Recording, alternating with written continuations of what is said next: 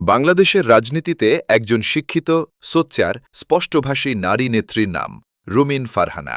অনেকেই প্রশ্ন করছেন কেন তিনি দ্বিতীয় দফাতেও বিএনপির মনোনয়ন পেলেন না। বন্ধুরা, এর পেছনে রয়েছে শুধু ব্যক্তিগত কোনো কারণ নয়, বরং জটিল রাজনৈতিক বাস্তবতা, জোট রাজনীতি এবং দলীয় কৌশল। প্রথম কারণ, মনোনয়ন তালিকা এখনও চূড়ান্ত হয়নি। রুমিন নিজেই বলেছেন তার মনোনয়ন আপাতত অন হোল্ড, অর্থাৎ সিদ্ধান্ত এখনও পরিবর্তনশীল। দল যখন বড় তখন সিদ্ধান্তও বড় হয় এবং সময় লাগে। দ্বিতীয় কারণ, জোট এবং আসন বণ্টনের হিসাব।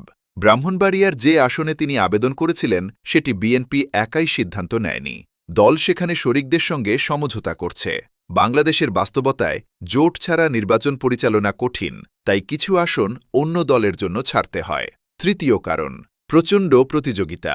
একটা আসনে 10 থেকে 12 জন যোগ্য প্রার্থী যখন থাকে তখন সবাইকে মনোনয়ন দেওয়া সম্ভব নয়। এটা ব্যক্তিগত ভালোমন্দ নয়, এটা কঠিন রাজনৈতিক বাস্তবতা। দল বিজয়ের সম্ভাবনা দেখে সিদ্ধান্ত নেয়। চতুর্থ কারণ, জয়যোগ্যতা, কৌশল এবং মাঠের সমীকরণ। যে আসনগুলো গত কয়েক নির্বাচনে বিএনপি জিততে পারেনি সেখানে দল নতুন মুখ, স্থানীয় শক্তি এবং মাঠের হিসাবকে গুরুত্ব দিচ্ছে। রুমিন ফারহানা একজন জাতীয় মুখ, কিন্তু স্থানীয় রাজনীতির সমীকরণ ভিন্ন। তবে বন্ধু, সবচেয়ে গুরুত্বপূর্ণ বিষয় হল দল তাকে মূল্য দেয়, এটা তিনি নিজেই বলেছেন। মনোনয়ন না পাওয়া মানে তার ভূমিকা শেষ, তা নয়। অনেক সময় সামনে আরও বড় দায়িত্বের প্রস্তুতি থাকে। এবং আমরা ভুলে গেলে চলবে না, বাংলাদেশের নারীর নেতৃত্বে রুমিন ফারহানা ইতিমধ্যেই একটি শক্তিশালী প্রতীক। সে প্রতীক একদিন আবার অন্য ভূমিকায় ফিরে আসতেই পারে।